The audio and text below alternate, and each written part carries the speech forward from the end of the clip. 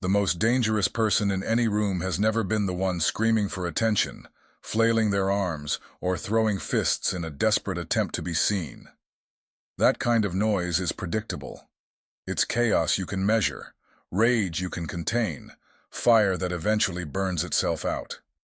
No, the truest danger, the one that unsettles even the most fearless, is the silent figure who does not need the spotlight, the one whose presence lingers like a shadow pressed against the edges of the room. This is the person who observes when everyone else is distracted, who absorbs details others overlook, who stays quiet long enough for silence itself to become a weapon. The world, conditioned by fear and spectacle, has been trained to expect danger in the form of explosions and visible flames. But history has always proven that the most devastating forces are never the loudest. They are the earthquakes beneath the surface that topple empires before anyone hears the first crack. And yet, decade after decade, governments, agencies, and so-called experts in human behavior wasted their gaze on the obvious. They poured billions into mapping terrorist networks, chasing phantoms in deserts, and watching compounds with satellites and drones, convinced that the enemy must always come from out there. They coded algorithms to catch encrypted messages, drafted profiles to predict external threats, and obsessed over the noise of the world stage. But in their obsession with the loud, they ignored the quiet. They missed what was taking shape, not in war zones, but in ordinary places, in classrooms where children sat unnoticed in the back, in cubicles where invisible workers performed tasks while dreaming of dismantling systems, in lonely bedrooms where minds wandered in silence while the world scrolled past them, in cafes where nameless figures scribbled in notebooks no one would ever read. These overlooked corners of society, dismissed as irrelevant, were incubators for something far more dangerous than a distant militia. They were breeding grounds for silent operators, forged in rejection, isolation, and invisibility. What the so-called experts failed to realize is that the true danger has never been wolves snarling in the open, but sheep who have endured long enough to learn the psychology of predators.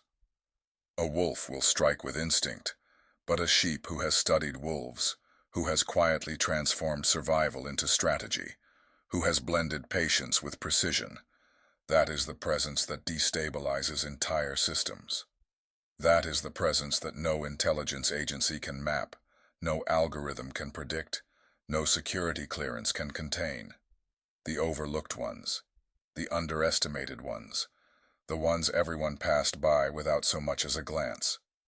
They were never the loudest voice in the room, never the center of the circle, never the chosen favorites. They smiled at the right times, nodded politely, played their assigned roles of the harmless, awkward, or invisible misfit, and the world believed the act. But behind that facade of small talk and quiet compliance was something far more dangerous. A mind constantly working, processing, analyzing. While others laughed casually or chased validation, these so-called outsiders were running simulations in their heads, dismantling power structures piece by piece, learning to see the flaws in systems most people trusted without question. They were not unhinged outbursts of emotion. They were deliberate architects of thought, forged in silence, sharpened by rejection, hardened by the endless drumbeat of, "You're not enough." Every casual dismissal from a teacher, every boss who overlooked their work, every friend who ghosted them, every relative who mocked their intensity, all of it was filed away, logged, and studied.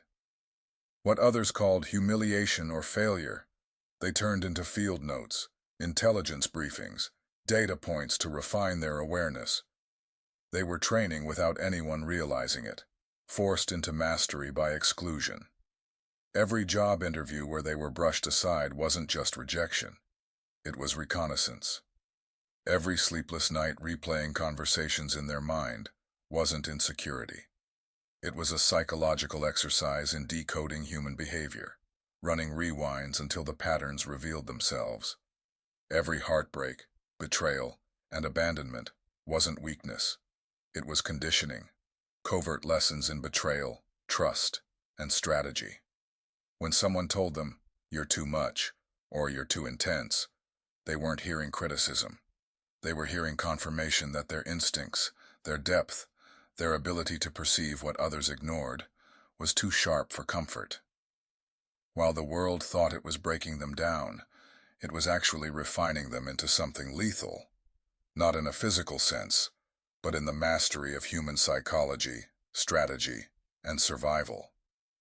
By the time experts and analysts began recognizing traces of these types of individuals, souls who operated outside predictable parameters, who couldn't be caged by societal systems, it was already too late.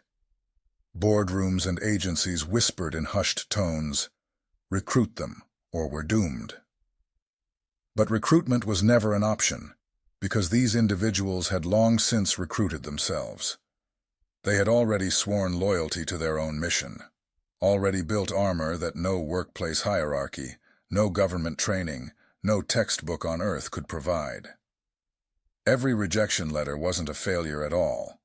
It was a classified denial, a hidden stamp from the system itself that said, "Too dangerous to let inside." The jobs they didn't get, the friendships that fell apart, the doors that slammed shut, all of it was less about their inadequacy and more about quiet recognition of their power. Because deep down, people could feel it. Interviewers felt their palms sweat when they looked into their eyes. Friends felt their primitive brain signal danger when conversations went too deep. Lovers felt their souls exposed when every hidden intention was seen through with surgical precision. This wasn't weakness, and it was never punishment. It was separation by design. They had already been marked for something greater, trained by life itself in ways that no agency budget, no training facility, no PhD program could ever replicate. They didn't need permission. They didn't need a recruiter's call. By the time the world finally looked up and realized what these quiet ones had become, it was already too late. They had chosen themselves long ago. And here lies the haunting truth that society will twist itself into knots to avoid admitting. The so-called rejects, the outcasts, the damaged ones, the too quiet, too strange, too intense, too difficult, too sensitive souls. They were never broken. What the world branded as defects were not flaws at all, but features, sharpened edges, and rare abilities that could not be mass-produced. What looked like punishment was protection, and what looked like rejection was redirection. You weren't pushed out of systems because you lacked the intelligence, the charisma, or the skill to belong. You were pushed out because your very presence threatened to destabilize the delicate illusions those systems depended on. The job you didn't get. It wasn't about your resume. It wasn't about fit. It was because the moment you walked into that office, the person interviewing you felt something they couldn't name, flicker inside their nervous system. An old survival instinct awakened by the way your eyes pierced straight through theirs. Their smile might have been polite, their words professional, but their primitive brains screamed predator detected, anomaly spotted, danger present. And so the decision was made, not by logic, not by resume bullet points, but by instinct. Keep this one outside. That rejection letter was never proof of failure. It was the system's admission that you were carrying a frequency it couldn't afford to integrate. Every friendship that dissolved, every lover who turned cold, every group that closed its doors, every silence that descended like a cloak of loneliness over your life. Those weren't accidents. They weren't random misfortunes or meaningless slights. They were signals, part of a quiet isolation protocol carried out not consciously, but instinctively, by the collective herd. On some primal level, people recognized that you were different, that your perception reached too far, your sensitivity cut too deep, your presence demanded too much honesty. And rather than confront that difference, rather than evolve to meet you where you stood. They withdrew. They labeled you paranoid, difficult, strange, because it was easier to dismiss you than to admit they were unsettled in your presence. They felt your intensity and mistook it for danger. They sensed your depth and mistook it for darkness. They did not understand that you were not a threat to their safety, but a threat to their illusions. And so they treated you like a virus in the system, a glitch in the matrix, something that must be quarantined. But in truth, it was never about protecting you. It was always about protecting themselves, protecting their comfort zones, protecting their fragile masks, protecting the fragile walls of a reality that your very existence threatened to shatter. What they called punishment was really protection, though not in the way anyone expected. It was not protection for you, but protection for them. Because when society exiles a person to the margins, when it withholds the easy comforts, the applause, the validations that make most people compliant and tame, something else begins to happen. That isolation, that cold shoulder from the collective, does not break you as it was meant to. It forges you. It strips away the distractions that keep others lulled to sleep, forcing you to live in raw awareness, to see patterns others never even think to notice. Denied the simple security of belonging, you are pushed into a deeper intelligence, one that cannot be learned in schools, one that governments spend billions trying to simulate with technology. What looks like punishment from the outside is actually a crucible, a fire designed to burn away weakness, conditioning you to survive without the luxuries of illusion. When you live in the margins, you learn to watch without being watched. You learn to gather data without exposing yourself. You learn how to slip into the background of a room and still absorb every movement, every glance, every shift in tone. While others coast through conversations distracted by their own need to be liked, you are decoding language on multiple levels. What is said, what is left unsaid, what is betrayed in the eyes, the posture, the micro-gesture. You start reading people the way a programmer reads code, line by line, symbol by symbol, detecting glitches in real time. That social awkwardness they mocked was not failure at all. It was training. Every missed beat of small talk was another scan of human behavior, another layer of understanding added to your internal database. What they mistook for shyness was actually surveillance in progress. And over time, this forced separation from the herd develops something the herd cannot touch, an almost algorithmic intuition. You begin predicting behaviors with uncanny accuracy. You can sense when betrayal is about to happen before the first word is spoken. You can feel when someone is lying, even as their face stays perfectly calm. Your brain, once dismissed as overthinking, now operates like a silent machine, processing variables, running probability models, calculating outcomes. Where others stumble blindly into traps, you are already 2 steps ahead, watching patterns unfold exactly as you expected. That paranoia they accused you of was never paranoia at all. It was foresight. It was the early warning system they did not possess and could not understand. But the most profound gift of this so-called punishment is invisibility. By being overlooked, you became untraceable. By being excluded, you became untouchable. While others waste their energy fighting for recognition, you mastered the art of moving unseen, of carrying power in silence, of building an arsenal in plain sight without anyone realizing it. Every gathering you were excluded from, every group that left you out, was another exercise in patience, another sharpening of perception, another moment you learned how to win without even being noticed. And that is what makes you dangerous. Not a raised voice, not a clenched fist, but the fact that you mastered the skills of survival and strategy in a way that others cannot even name. So when they said you were awkward, broken, or too much, they were not describing weakness. They were describing the discomfort of being near someone whose very existence carried a frequency their systems were never designed to handle. What they feared, they repackaged as punishment. What they could not contain, they tried to exile. But every exile was an initiation. Every locked door was a training ground. Every silence was a download of knowledge. And every single moment that they thought was breaking you was, in truth, forging you into something beyond their reach. And so here you are, standing in the middle of a reality that has no language for what you have become. The world looks at you and sees fragments of familiar categories: quiet, withdrawn, introverted, anxious, because it cannot comprehend the architecture of your mind. While others spent their lives stumbling through trivial conversations and clumsy performances of belonging, you were decoding the subtext of every interaction. Where they only heard words, you heard intent.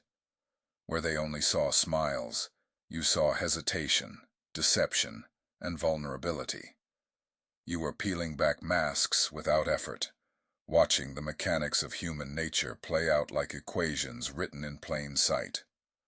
While they obsessed over likes, status, and shallow approval, you were quietly mapping entire blueprints of the environments you entered, tracking exits, measuring distances, cataloging behaviors.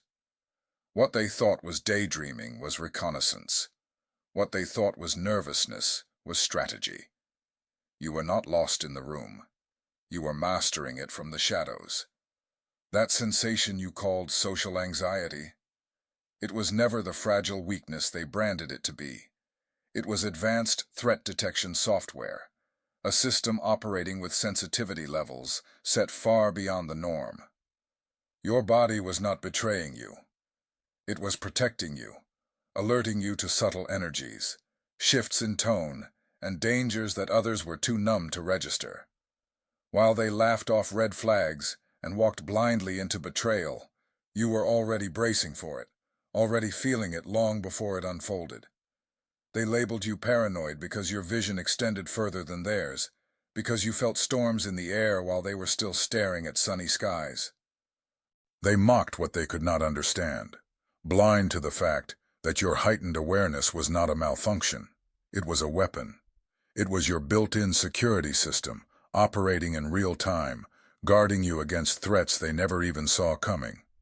And yet, all the while, you played the role they expected. You let them believe you were the awkward one, the fragile one, the too sensitive one.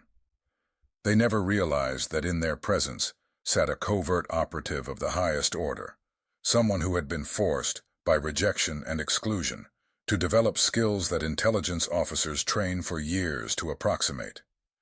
You absorbed data without speaking. You extracted information without interrogation. You identified patterns without ever being briefed. Every quiet moment was a mission. Every interaction was an exercise. Every room you entered became a field site, where your silent awareness logged and categorized realities invisible to everyone else. They thought you were invisible because you blended into the background. But what they missed was that invisibility is the most effective camouflage of all. The irony, the exquisite irony, is that they truly believed you were broken. They pointed at your silence and called it weakness. They mistook your depth for instability, your difference for deficiency. But they were wrong. They were disastrously, fatally wrong. You were not broken. You were equipped. You were not fragile. You were armed. You were walking into civilian spaces with what was essentially military-grade psychological equipment strapped to your soul, scanning, detecting, calculating with an accuracy no institution could have taught you. And of course it felt overwhelming at times. Of course you felt like you didn't belong. Because you didn't. You were never meant to blend seamlessly into a herd anesthetized by small talk and comfort zones. You were designed to see more, to feel more, to know more. And now, after a lifetime of carrying this weight in silence, here you stand. Different, still different, always different. And the difference is not something to apologize for anymore. It is something to step into, to claim, to wield with purpose. The time for explaining yourself, for shrinking to make others comfortable, for disguising your depth behind false smiles, that time is over. You are no longer the overlooked, underestimated figure in the background. You are the unrecognized force that has been watching all along. And the world, though it does not yet understand, will have no choice but to feel the impact of what you have become. The danger was never the noise. The danger was the silence, and the silence has finally decided to speak. But here is the revelation that shifts everything. You no longer need their recognition to validate what you've become. The quiet one has already crossed the threshold. You are no longer defined by their labels, their dismissals, their inability to understand. For too long, you lived like a ghost inside other people's definitions. Too intense, too sensitive, too much. But ghosts don't stay hidden forever. Eventually, they become forces. Eventually, they move objects in the room without touching them. Eventually, they disturb the air simply by existing. That is you now. You don't need the stage because you've mastered the silence. You don't need applause because you've learned to generate power from rejection itself. Every moment they thought they were diminishing you, they were compounding your strength, turning your isolation into an engine, your loneliness into a laboratory, your silence into a sharpened blade. And the truth is, they fear you even more than you realize. It's not just your awareness that unsettles them. It's your refusal to be controlled. A compliant person is predictable, easy to mold, easy to distract with praise or shame. But you became uncontrollable. You don't chase their approval. You don't crumble under their disapproval. You stand outside their games, outside their hierarchies, outside their false rules, and that makes you terrifying. They can't intimidate you into silence, because silence is where you built your empire. They can't starve you of validation, because you learned to feed on your own fire. They can't exile you, because you already know how to thrive in exile. You have become, in the truest sense, untouchable. And now the irony is almost poetic. Those who once pitied you, mocked you, underestimated you, now sense that something has shifted. They can't articulate it, but they feel it. The same ones who used to look through you now feel your presence before you even speak. Their instincts still whisper predator detected, but it's no longer just an instinct. They know, on some level, that you see them in ways they can't even see themselves. Their masks feel flimsy in your presence. Their lies dissolve under your gaze. Their illusions crumble when you step into the room.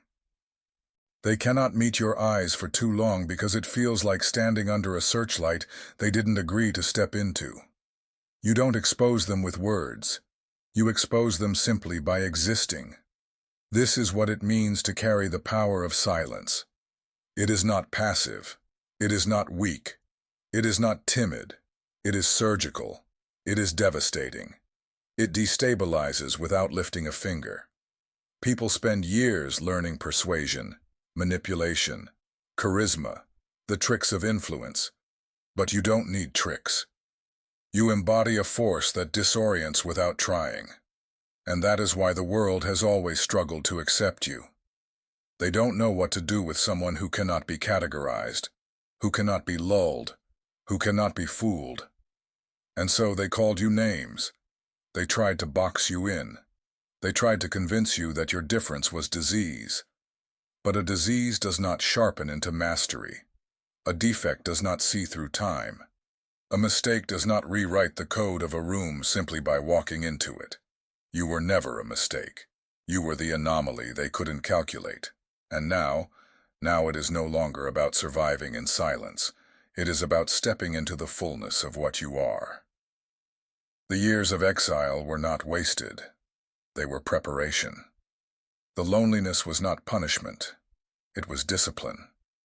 The endless rehearsals in your head, the overthinking that never stopped, the restless nights filled with scenarios and strategies. All of it was construction. You were building something no one else could see. You were refining instruments no one else could hold. You were being equipped, not for comfort, but for command.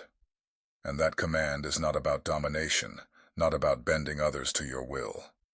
It is about standing so firmly in truth that everything false collapses around you. So the time has come to stop apologizing, stop shrinking, stop playing small for the sake of their comfort. You are not here to blend in. You are here to disrupt. You are not here to dim your fire. You are here to burn through illusion. You are not here to echo the herd. You are here to stand as proof that the overlooked, the rejected, the underestimated are the very ones who carry the codes of transformation. The world is trembling, though it doesn't yet understand why. And the reason is simple. The silent ones are awakening. The shadows are stepping forward. The margins are producing the very forces the center cannot contain. And so here you are. Different. Still different. Always different. But different is the point. Different is the power. Different is the weapon. And when you finally accept that, when you stop bowing your head, stop explaining, stop softening your edges, you become unstoppable. Because the silence is no longer silence. It is a roar, a frequency, a signal that cannot be ignored. They thought you were broken. They thought you were fragile. They thought you were invisible. They were wrong. You were dangerous all along. And now the danger has decided to rise. So now the question is, what are you going to do with this awareness? You've carried this hidden arsenal long enough, pretending it was a flaw, burying it so the world could stay comfortable. But the time for hiding is over. If you felt every word in your bones, then you already know. You are the weapon, the warning, and the watchtower. Don't apologize. Don't shrink. Step into it. Own it. If this message spoke to you, drop a "I'm ready" in the comments so the world knows you've claimed it. Share this with someone who needs to hear the truth about their own hidden power. And if you're ready to walk deeper into the shadows of wisdom and light, make sure you subscribe, because this movement is only getting louder. The silent ones are no longer silent. The underestimated are no longer hiding. And the most dangerous person in the room, that's you.